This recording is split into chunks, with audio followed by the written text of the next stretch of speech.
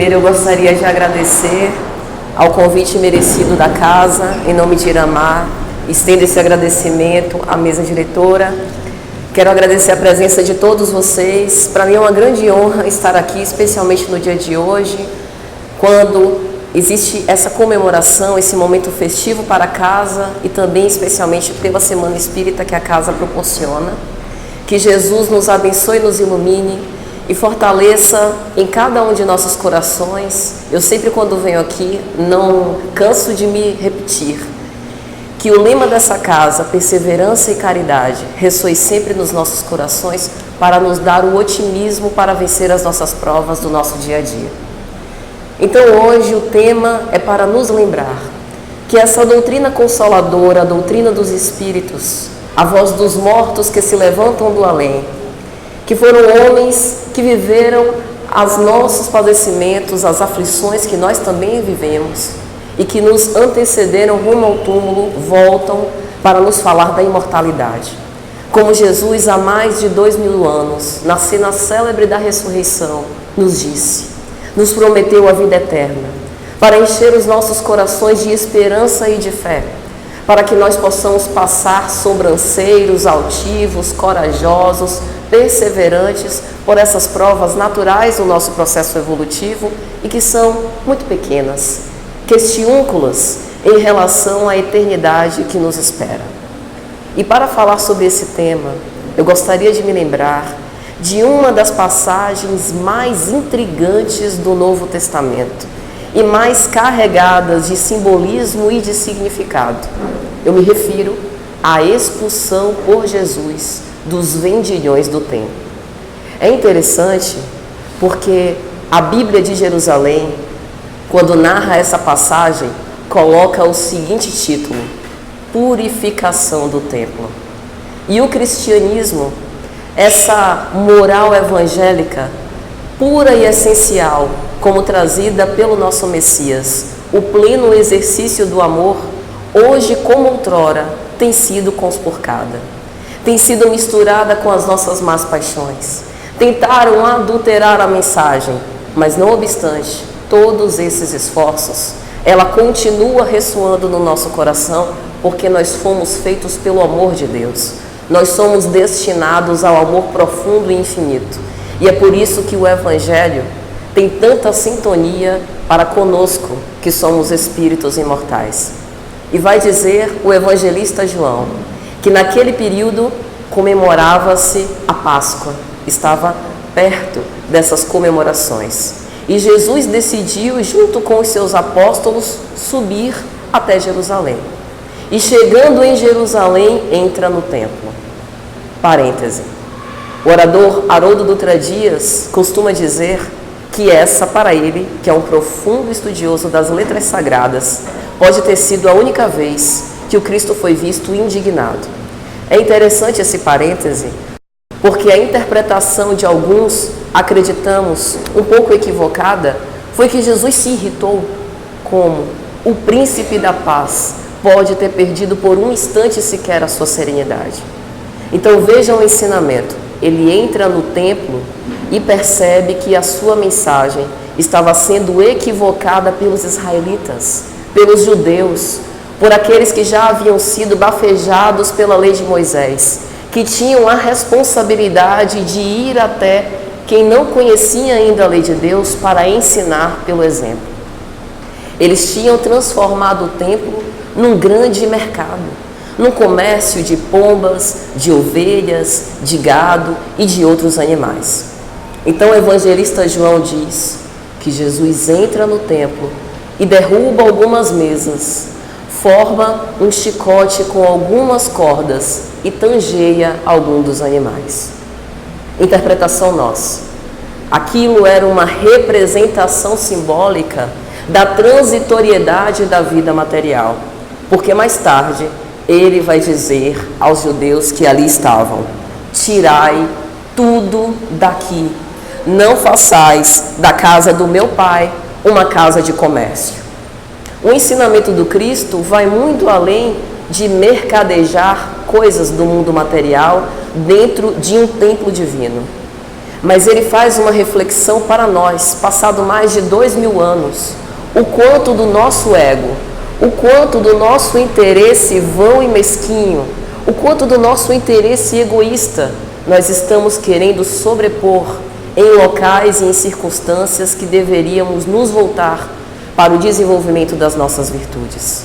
Quantas vezes dentro das casas espíritas nós não vemos uma extrema perda de tempo para que nós possamos impor a nossa verdade como se nós tivéssemos algum, para que os nossos projetos, as nossas ideias, que são melhores do que a de qualquer pessoa, sejam executados da forma como nós queremos. Por quê? Que nós ainda estamos envolvidos por essa cortina do eu, querendo nos colocar, pessoas tão pequenas que ainda somos, num templo em que deveríamos viver a fraternidade e o amor infinito que o Cristo nos ensinou. A reflexão dele, portanto, vai muito além do que a venda de pombas, de gados e de ovelhas. E ele dá mais um ensinamento. Olhando para tudo aquilo, aquele templo que tinha tanta riqueza, que ostentava tanto poder, ele diz: destruí este santuário e eu em 3 dias o levantarei.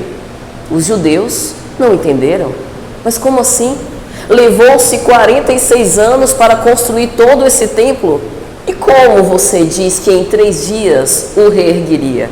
O apóstolo João vai explicar. Eles não entenderam que Jesus falava de si mesmo, do seu próprio corpo, como na oração católica do credo. Ele padeceu sob o poder de Pôncio Pilatos, foi crucificado, morto e sepultado, desceu à mansão dos mortos e ressuscitou ao 3º dia. Levou 3 dias para mostrar a imortalidade da alma, que todos os desafios que nós passamos pela nossa vida terrena são muito pouco em relação à nossa destinação. Jesus falava o tempo inteiro para espíritos, mostrando que por mais que nós nos sintamos fortalecidos pelo poder transitório, ele passa. E por que nós estamos querendo vencer o mundo para perder a nós mesmos? Era essa reflexão que ele fazia. Então é por isso que essa história tem toda a relação com o cristianismo redivivo. Cumpre-nos hoje perguntar: por que nós dizemos Senhor, Senhor e não repetimos os ensinamentos que ele nos deixou? Por que nós dizemos que amamos tanto a Deus, acima de todas as coisas, e nos perdemos quando a nossa vontade, que muitas vezes não passa mais do que um capricho pueril, é negado pelo divino amigo, pelo nosso Criador?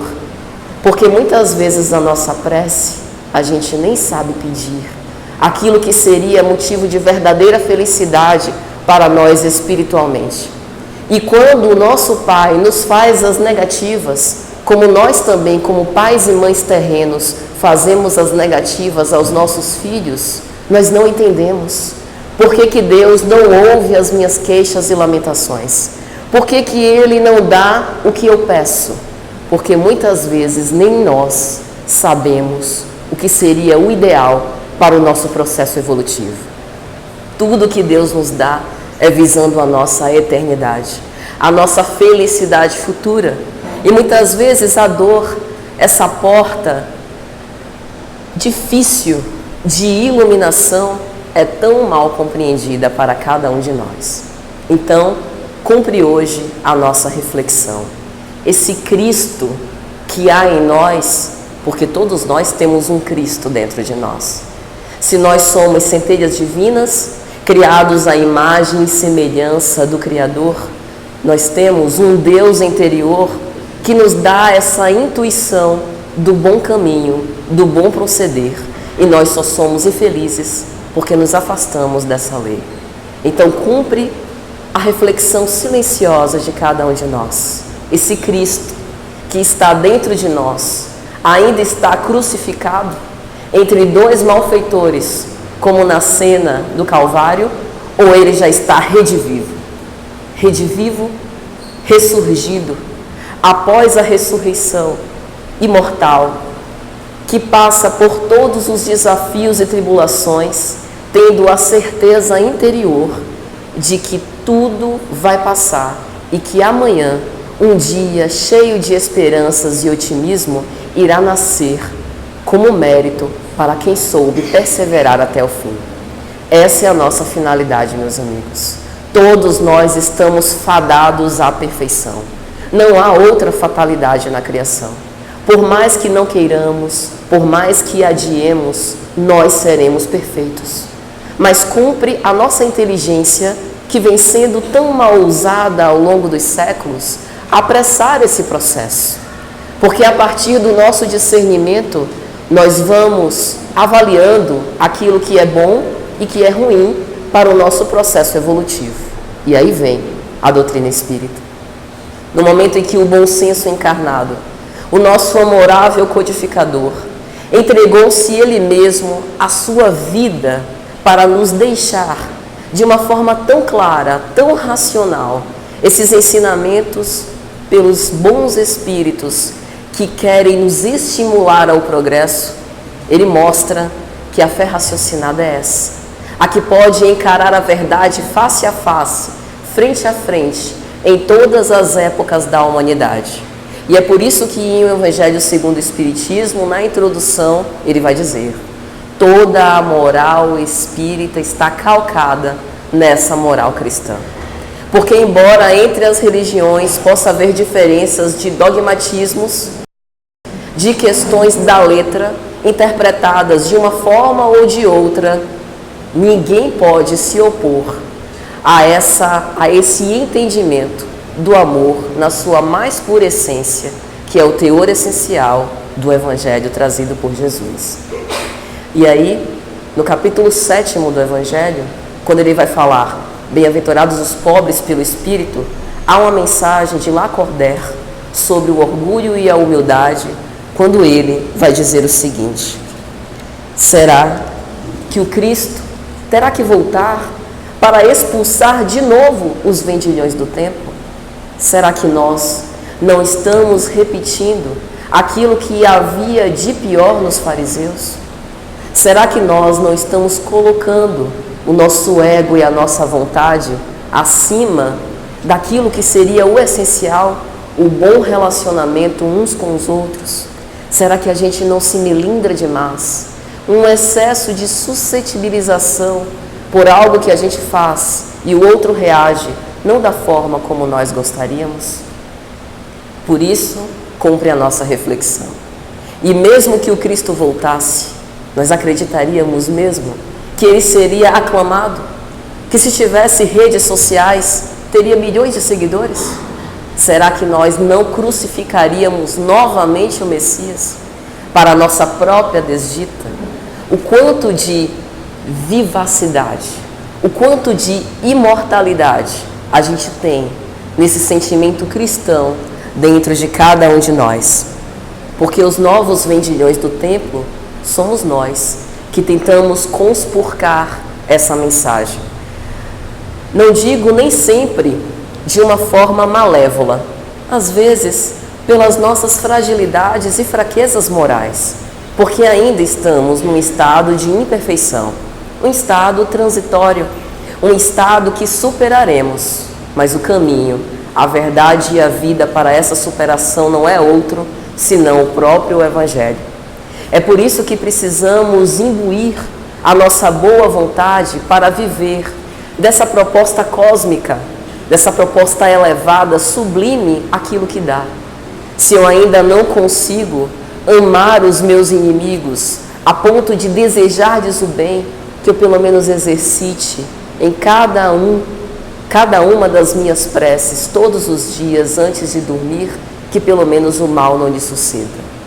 Que eu cuide dos meus olhos, que são a candeia do meu corpo, para que não sinta inveja nem ciúme por alguém, porque eu não sei se eu tivesse naquelas condições, se aquela dádiva, aparente dádiva, que eu gostaria tanto de viver.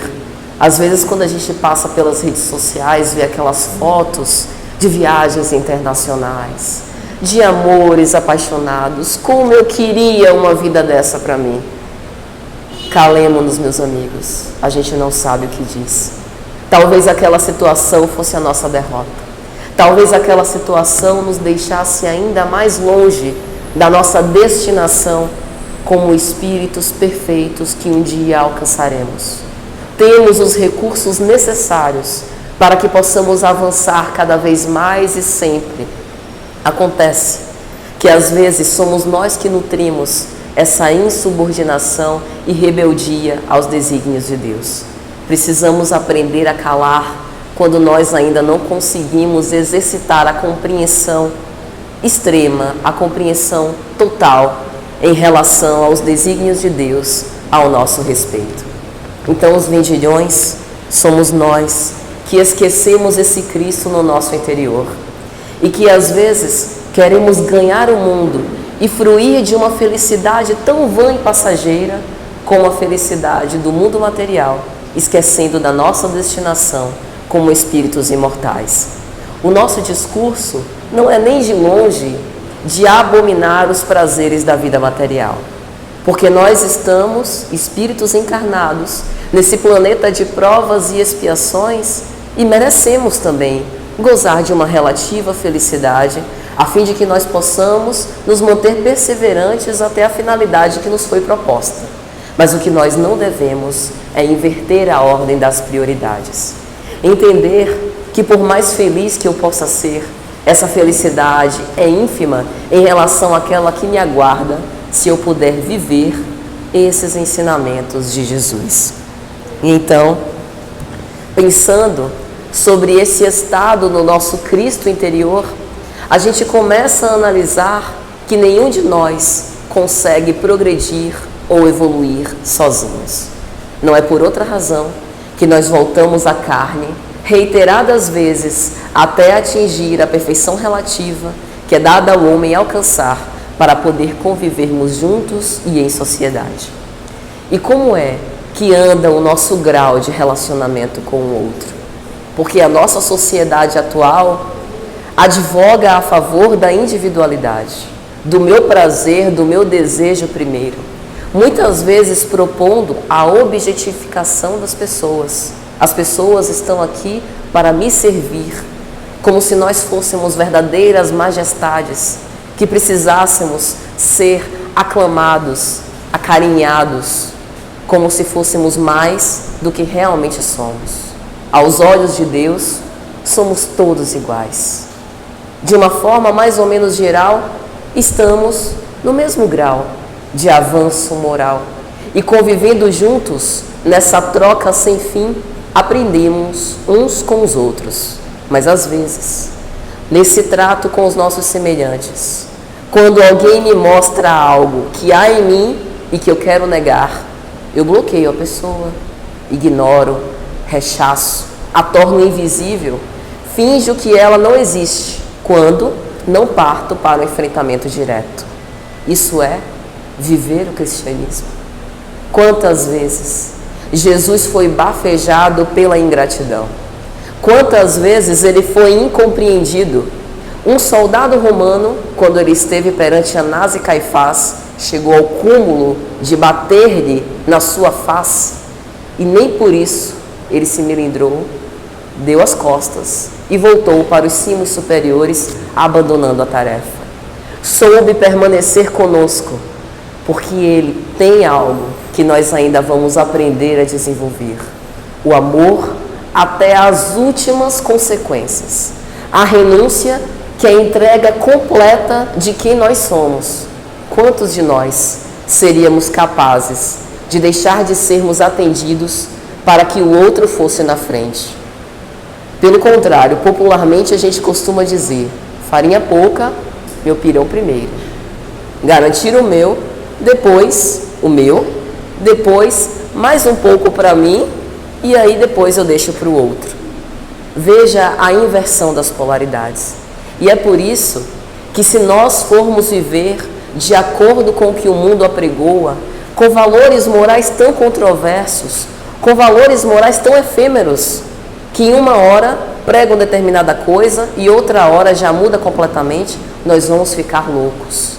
Os ensinamentos do Evangelho são, portanto, esse leme, esse roteiro seguro que nunca irá mudar, porque as leis de Deus são perfeitas, as leis de Deus são eternas. E aquele que conseguir seguir esses ensinamentos com a maior boa vontade, no máximo que puder, estará na rota certa que levará a essa perfeição e a essa felicidade.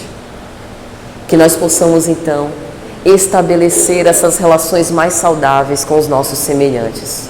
Porque como é que nós podemos dizer que amamos a quem não vemos, se não conseguimos amar a quem vemos? A quem está conosco nas lutas do dia a dia, a quem está dentro do nosso lar, dentro do nosso seio familiar, que dormimos e acordamos e estão lá aqueles cristãos para conosco. Ninguém nasce na família equivocada. Deus não erra de endereço. Nós estamos ali com as nossas heranças. Muitas vezes nos nossos familiares estão as delinquências que nós colecionamos ao longo dos tempos. As dificuldades e os conflitos psicológicos que precisamos enfrentar. Mas o que a nossa sociedade diz é que se você tem uma família tóxica, livre-se dela. Você não precisa permanecer imantado com esses familiares que te deixam ao atraso. A mensagem do Cristo é sumamente diferente. Porque qual de nós estaria aqui não fossem os nossos pais e as nossas mães? Com todos os erros e equívocos naturais, porque eles, assim como nós, também somos imperfeitos, também são imperfeitos. Gratidão pela oportunidade da vida que eles nos deram, por terem funcionado como co-criadores com Deus para nos dar esse envoltório físico, instrumento necessário para os desafios do nosso dia a dia. Já estamos bem crescidinhos e, portanto, a partir de agora é conosco. O nosso Messias jamais se apartou de nós. Ele ressurgiu das cinzas, estuante, fulgurante, mostrando-nos a imortalidade e deixou as suas impressões digitais em cada uma das obras da criação, sobretudo no nosso planeta. Nós estamos mergulhados na psicosfera do Cristo. Mas acontece que, por mais paradoxal que possa parecer, às vezes nós preferimos mergulhar nas sombras, como se nós estivermos nos encharcando mais da lama onde nós estamos, do que aspirar a longos haustos esse clima caricioso e refrescante que são as vibrações sublimes. Porque pelo pensamento, como vai dizer Kardec em O Livro dos Espíritos, é que nós conseguimos elevá-los adorando a Deus. Através de uma prece sincera, de uma prece bem sentida, a qualquer tempo e hora, nós podemos nos reconectar com esse eu divino que há em nós, para dali aurir as forças que nos faltam para poder seguir adiante. O cristianismo redivivo é essa lembrança perene em nossos corações. Quando a coisa estiver difícil, recordemos da mensagem redentora do nosso divino Jesus. Porque a mensagem dele não foi para espíritos perfeitos.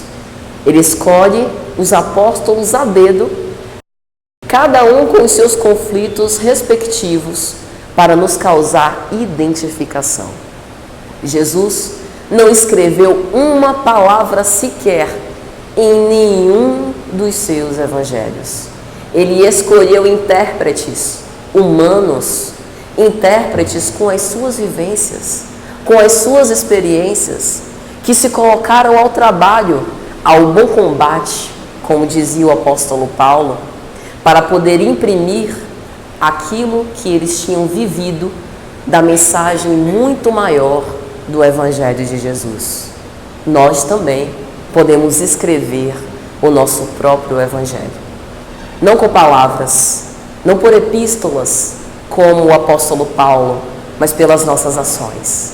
Onde quer que a gente for, que nós sejamos reconhecidos por ser cristãos, sem que tivermos proferido uma palavra sequer, aberto a nossa boca, pela postura, a postura de mansuetude, de pacificação, de brandura, de misericórdia. Quantas vezes Jesus nos ensinou misericórdia? Ele chegou a falar para os seus apóstolos: quando podeis compreender o significado dessas palavras? Misericórdia quero e não sacrifício. Quando o doutor da lei se acerca dele, perguntando quem era o próximo, e ele narra a parábola do bom samaritano, ensinando misericórdia. Quando a mulher, flagrada em adultério, é levada até ele pelos doutores da lei, que para o tentar dizem: a lei de Moisés condenam-na ao apedrejamento. Vós, porém, o que dizeis? E mais uma vez, ele faz uma exortação à misericórdia. Mas nós, quando somos pagos pela ingratidão, fazemos tudo por uma criatura. Damos um amor que muitas vezes não temos nem para conosco, para ela. E ela reage de uma forma indiferente. Muitas vezes nos maltrata. O que é que nós fazemos? Nos ressentimos, nos magoamos, e é difícil perdoar. Porque como ainda estamos tão imperfeitos, é necessário mesmo muito esforço de nossa parte para poder viver na sublimidade desse amor. Mas todo esforço irá nos deixar um passo mais próximo desse amor ágape, desse amor infinito que Jesus veio nos ensinar. A sua mensagem de perdão, principalmente na cena da crucificação, ainda hoje nos chama a atenção pela entrega total, indefeso, inocente, sem qualquer impugnação, com os braços abertos para todos, para os seus algozes, para os seus apóstolos que o abandonaram, para a sua Santa Mãe, para João, para Maria Madalena e para nós, que chegaríamos anos mais tarde, os braços abertos, a entrega total. Não importa o que fizerem conosco, não importa se formos pagos pela ingratidão, se nos magoarem, se nos acharem muito bobocas por querer viver o Evangelho em pleno século XXI. O que importa é a nossa consciência perante Deus. O que importa é como nós estamos lá no nosso íntimo, quando todo mundo vai dormir, que nós nos fechamos no nosso quarto e somos só nós e Deus, endereçando as nossas preces. É aquele momento que importa. Porque quando nós atravessarmos a barreira do túmulo e quando os nossos ódios espirituais despertarem para a verdadeira vida, é essa consciência que estará conosco, nos acompanhando. Portanto, meus amigos, vamos dar menos importância a essas questões transitórias do mundo material e colocar os nossos olhos para essa realidade espiritual, como o Espiritismo vem nos mostrar. E é interessante porque no Evangelho, quando Kardec, no capítulo 8, fala sobre bem-aventurados os puros de coração, e que ele fala sobre o adultério, ele dá uma conotação mais generalista do que a interpretação do adultério em relação a uma relação extraconjugal. Ele vai dizer que o adultério vai na contramão dessa purificação. Por isso que eu contei a história de Jesus no templo. Jesus no templo faz um chamado, deixa um pedido para que nós evitemos adulterar a sua mensagem com os nossos interesses, com as nossas paixões, com a nossa vontade. Para que nós deixemos essa mensagem moral evangélica a mais pura, a mais simples, para facilitar a compreensão de todos. E é por isso que nós precisamos pensar sobre esse grau de adulteração dessa mensagem. Às vezes, há conveniências sociais específicas que nos afastam de viver o Evangelho. Vou citar um exemplo. Até o próprio Pôncio Pilatos, que lava as mãos perante a crucificação e o sentenciamento do próprio Jesus, afeito às conveniências sociais e políticas, assim o faz, e não propriamente por maldade. E quantas vezes nós somos defrontados a questões do nosso dia a dia em que precisamos decidir entre o que é eticamente aceitável e entre o que é conveniente para os nossos próprios interesses. Mas é nesses momentos que nós estamos vivendo o cristianismo. O cristianismo não é apenas para o momento quando nós adentramos num templo, seja uma casa espírita, uma igreja católica ou uma igreja evangélica. O templo é o nosso próprio coração. Por isso que Jesus falava para espíritos imortais. A purificação do templo não é da casa de pedra, de alvenaria, de cimento. É do templo no interior dos nossos bons sentimentos. Aqui no nosso coração. Essa mensagem está purificada porque se ela tiver, onde nós formos, nós transformaremos num grande lugar iluminado. No nosso trabalho, dentro de casa, no trânsito, aonde quer que a gente vá, nós levaremos essa ética moral, essa ética evangélica e conseguiremos, portanto, viver o cristianismo redivivo. Então, qual tem sido em nós esse grau de vivência? Na obra Cristianismo e Espiritismo, Leon Denis vai dizer que, não obstante a adulteração pela Igreja Romana ao longo dos tempos, por espíritos imperfeitos como nós somos, a essência moral evangélica sempre foi, como sempre será, o exercício do amor, da misericórdia, do perdão e da justiça. Mas a justiça aqui não é a justiça humana, com todos os méritos e reconhecimento que ela nos merece, mas ainda há aquém desse patamar de perfeição.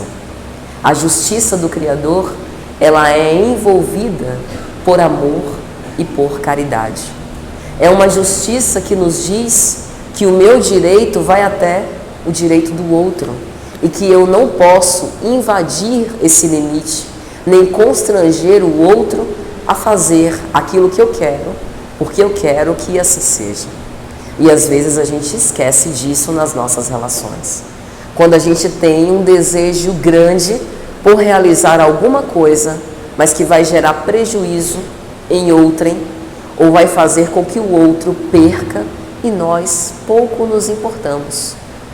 No entanto, que consigamos aquilo que desejamos, essa é a razão para que nós possamos fazer.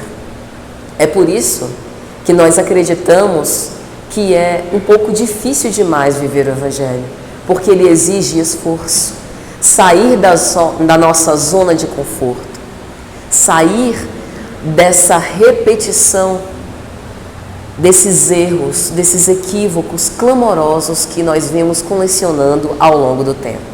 Muitos de nós já conseguimos nos sensibilizar por essa mensagem. Nós acreditamos que ela realmente é uma mensagem verdadeira que vai nos levar a uma situação melhor. E alguns até já nos arrependemos. Mas o Espírito Emmanuel tem uma mensagem que ele vai dizer: arrepender-se reiteradamente é acompliciamento com o erro. Se nós nos arrependemos, precisamos ter a força e a coragem do apóstolo Paulo, que arrependeu-se, mas ao invés de mergulhar num sentimento atroz de culpa, renovou todos os seus hábitos. E ainda que a partir daquele momento ele ainda tivesse precisado muito padecer para poder reconstruir o homem velho no homem novo, ele nunca voltou atrás. Ele nunca repetiu os seus velhos equívocos. Então é esse grau de autodeterminação e de coragem que nós precisamos. Porque nós colecionamos alguns acertos, como nos jogos, a gente avança algumas casas e por deslizes, por fragilidades, acabamos recuando mais casas ainda.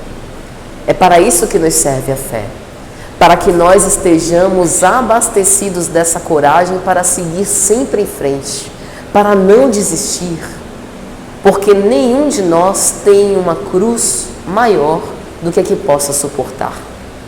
Existe uma multidão de sireneus invisíveis que nos suportam.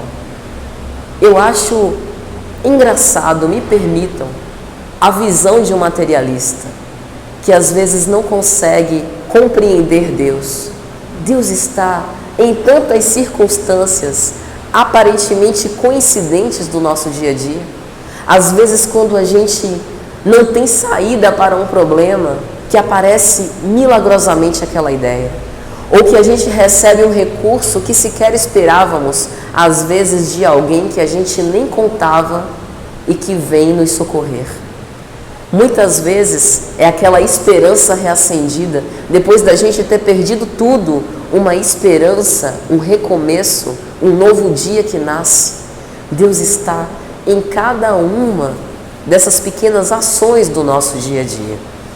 E nós, que somos cristãos redivivos, que acreditamos nessa mensagem divina, por que nós subestimamos ainda a nossa capacidade de suportar as provas e de seguir adiante? Por que, assim como os apóstolos, nós não nos sentimos arrebatados por essa mensagem a ponto de largar toda a nossa vida para seguir para frente cada vez mais? Não faço aqui apologia à mendicância, a vender todos os nossos bens materiais e ir nas ruas pedir esmolas. Mas eu digo em relação à nossa conduta e ao nosso bom proceder. Abandonar de uma vez por todas aqueles hábitos que não estão mais consonantes com a nossa nova forma de ver a vida.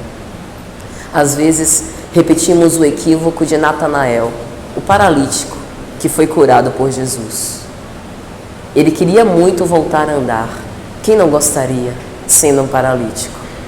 Então, ele se acerca da casa de Simão, onde Jesus estava, fazendo algumas curas. E aquela popularidade que o Cristo não queria, porque ele não veio para ser um curandeiro vulgar, acabava se alastrando pela propaganda boca a ouvido. Natanael, junto com alguns dos seus amigos, não consegue chegar ao local que estava apinhado de gente. Essa história é muito bem narrada por Amélia Rodrigues, em Primícias do Reino. E então eles decidem fazer algo sui generis. Abrem um espaço no telhado e vão descendo Natanael numa cama improvisada para chegar perto do Messias. O Messias o cura e pouco tempo depois, ele, agora saudável, andando como gostaria, vai se regozijar num prostíbulo. Veja, é aquela visão de ter tido o tempo material perdido e agora aproveitar a vida que desperdiçou. Quando poderia ter visto naquela cena um milagre divino e dotar-se de esperança para ir e não tornar a pecar, para ser um homem velho, porque todas as vezes que a gente tenta colocar um remendo numa roupa velha, abre novas frestas e mais remendos serão necessários. O convite do cristianismo é para essa renovação interior, renovação dos nossos hábitos. Como nós somos falhos, ainda cairemos muitas vezes, mas que a cada queda reavaliaremos a nossa conduta naquele ponto, sacudamos a poeira e sigamos adiante com cada vez mais certeza de que não queremos mais voltar a cair. E que nas nossas relações nós possamos sempre nos lembrar que nós somos responsáveis pela emoção que nós causamos às pessoas. Nós somos responsáveis pelo que compartilhamos, pelos nossos pensamentos, pelas nossas ações. Toda a justiça divina, vai dizer Allan Kardec na obra O Céu e o Inferno, está encerrada nessa máxima: a cada um segundo as suas obras. O cristão, por saber disso, quer transformar cada pequeno ato da sua vida em uma coisa boa. Deixar no contato que tem com o outro aquilo que há de melhor nos nossos corações. E também resgatar do outro aquilo que ele tem de melhor. Porque pense bem, se todos nós estamos imperfeitos, nós seremos neuróticos ao ponto de querer ressaltar e definir todas as imperfeições nos outros? Por que nós somos tão hábeis e por que nós somos tão apressados em querer julgar e condenar o outro se nós nem conhecemos a história de vida daquela pessoa? Que em cada um desse convívio, desse contato, nós possamos extrair dela o aprendizado que nós ainda carecemos, porque é por isso que nós nascemos todos juntos. E quando o outro encontrar ou expor uma opinião que seja contraditória à nossa, que nós possamos respeitar, porque o amor tem vários degraus e o primeiro deles, o mais basilar, é o respeito. Como nós podemos amar alguém se sequer respeitamos? Se Deus não nos constrange, porque Ele poderia, se o quisesse, nos constranger a executar as leis divinas, seguir sempre pelo bom caminho, se Ele nos deu o livre-arbítrio, a liberdade de consciência, para que cada um de nós tivéssemos as nossas próprias convicções, para que pudéssemos escolher livremente o caminho que nós vamos trilhar, por que nós estamos querendo obrigar o outro a seguir a nossa cartilha? Não podemos fazer isso. E quanto nós temos visto de intolerância ao contraditório? Às vezes dentro das próprias casas, por questões de letra que mata e não do espírito que vivifica, nós fixamos em trechos da própria codificação para estabelecer distinções com os nossos semelhantes. É melhor que nós nem passemos a uma análise muito rebuscada daquele assunto, se com aquele assunto nós estamos brigando uns contra os outros. É necessário instruir-se, mas é sobretudo necessário amar. E se aquilo é motivo de dissensão e discórdia, para que continuar nesse tipo de vibração?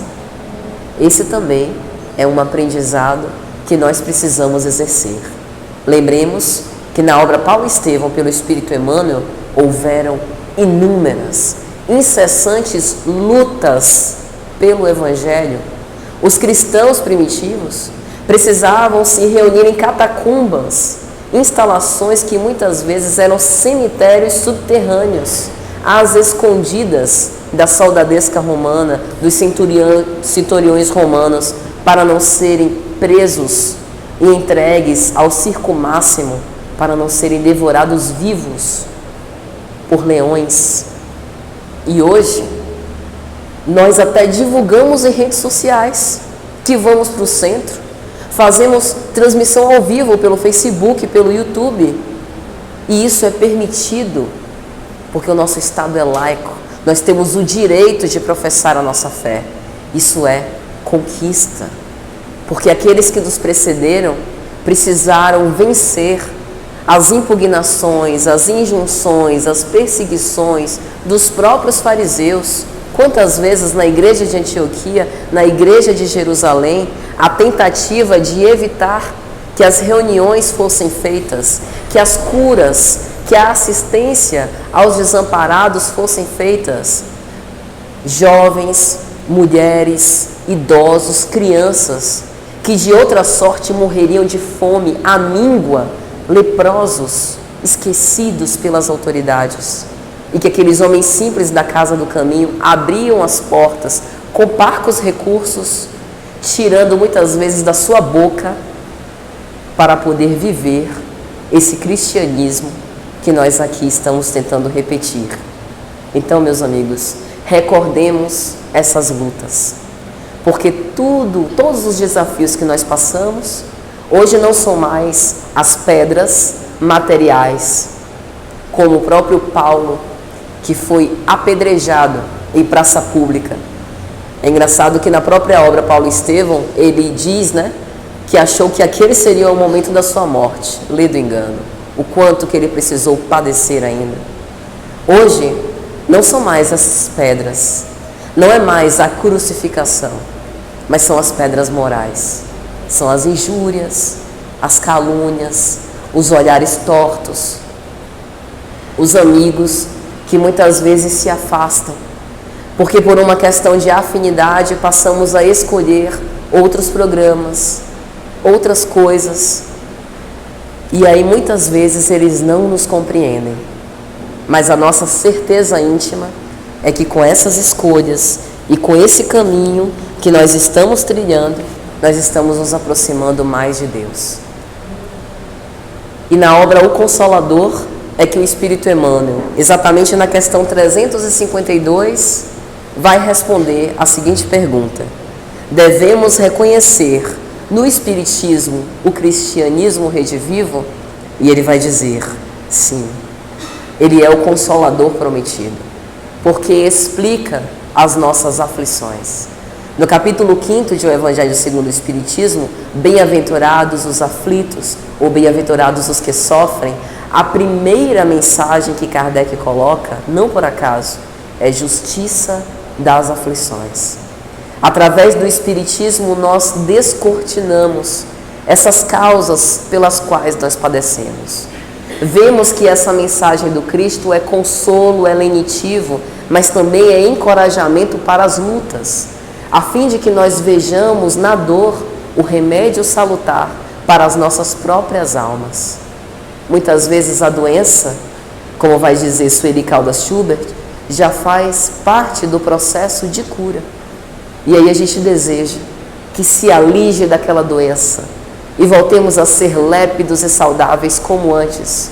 Muitas vezes é melhor que estejamos ali, naquela situação difícil, refletindo sobre o nosso comportamento. Porque de outra sorte, passaríamos irreflexivos pela vida, apenas vivendo um dia após o outro, carpe diem, como se diz. E no momento em que a morte nos encontrasse, que surpresa desagradável, que remorso, quanto tempo eu perdi. Pelo menos com a dor, nós estamos ali, todos os dias refletindo, o que é que esta prova tem a me ensinar?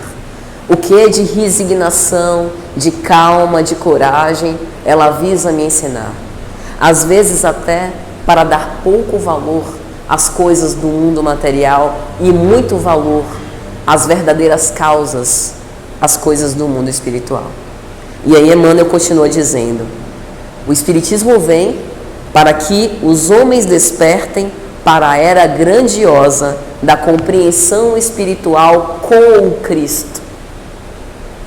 Por isso que ele é o cristianismo redivivo.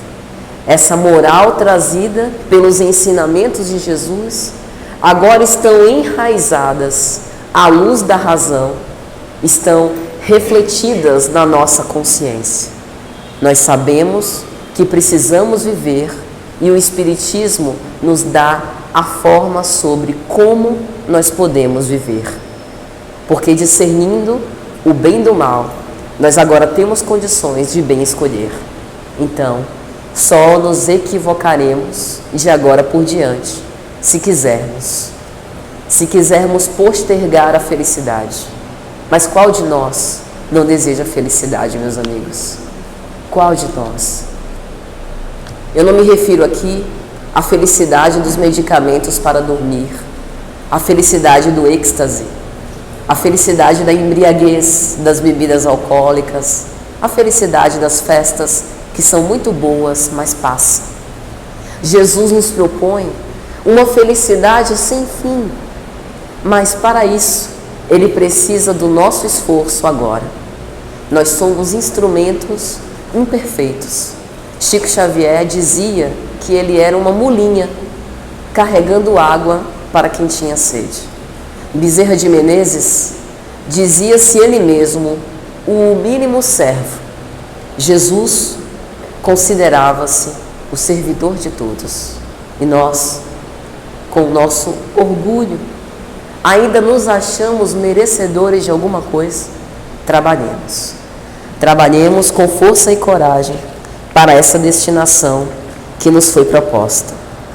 E nos lembremos que Como dizia o evangelista Mateus, capítulo 6, versículo 22, a candeia do corpo são os olhos, de sorte que, se os teus olhos forem bons, todo o teu corpo terá luz, como disse Jesus. A forma como nós encaramos a nossa vida muda completamente a nossa forma de viver. O que importa não é exatamente o que nos acontece, porque muitas vezes duas pessoas que recebem, por exemplo, o diagnóstico difícil de um câncer têm formas de reagir perante aquela notícia sumamente diferentes. Muitas vezes desejamos e almejamos uma vida diferente, mas não fazemos por merecer. Queremos mais destaque, mas muitos não suportaríamos o preço caro que a fama nos cobra. Nos lembremos que o mais alto de todos fez-se escravo quando, na última ceia com seus discípulos, retirou o manto que portava e amarrou à altura da cintura e começou a lavar os pés dos seus apóstolos, ensinando-nos numa demonstração ímpar a humildade, o reconhecimento da nossa pequenez perante os olhos de Deus. Todos nós temos a nossa convocação. Jesus nos chama, nos encoraja ao trabalho. Às vezes, o nosso trabalho é, por exemplo, como o trabalho de Divaldo, um trabalho para a coletividade, um trabalho que beneficia muitas almas, mas outras vezes, o nosso trabalho, que pode ser uma verdadeira missão, é familiar, às escondidas, um trabalho anônimo dentro de casa. Lembremos de Alcione, a história dela narrada na obra Renúncia, pelo próprio Espírito Emmanuel, um espírito elevadíssimo, que tinha uma missão domiciliar com afetos queridos. Às vezes, a nossa responsabilidade e a nossa missão na Terra consiste apenas em perseverar até o fim, ter tolerância em relação às provas que nos são impostas. Mas por menor que seja a nossa tarefa, nós podemos com ela crescer muito aos olhos de Deus. E para concluir meu comentário, eu gostaria de me lembrar de uma história que me chama muita atenção, que está na obra Há 2000 anos, pelo Espírito Emmanuel. Nas cenas do cristianismo primitivo, nos primeiros séculos do cristianismo, havia um homem chamado João de Cleófas. E aquele homem, que houvera acompanhado as cenas trágicas da crucificação, permaneceu, após a ressurreição do divino Messias, encontrando-se com os novos cristãos a fim de transmitir-lhes esses ensinamentos. Eles se reuniam dentro das catacumbas. E numa dessas reuniões, João de Cleófas falava sobre os ensinamentos de Jesus para aquelas almas queridas que entregavam o seu coração para a vivência do amor.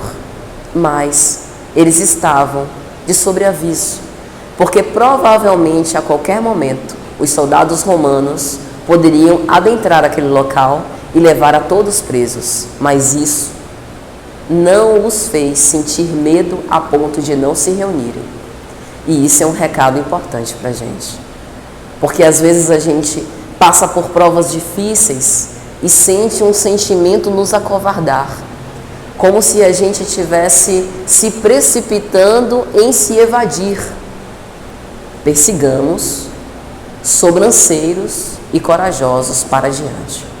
Então ele continuou essa preleção com os cristãos, quando de repente ele ouve aumentar o ruído do tilintar das armaduras dos soldados romanos.